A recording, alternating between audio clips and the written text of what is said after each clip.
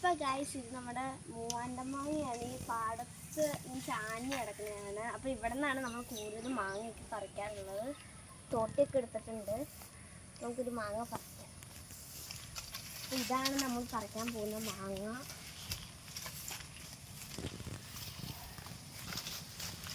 ഇത് മൊത്തം ശരിയാണ്.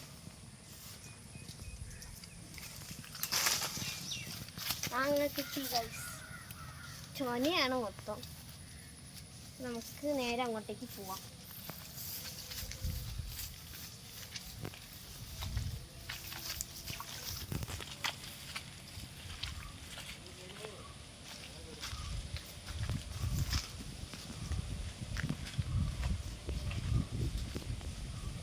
ഗായ്സിന് നമുക്ക് മാങ്ങ പൊട്ടിത്തെറിച്ചത് ഉണ്ടാക്കാം.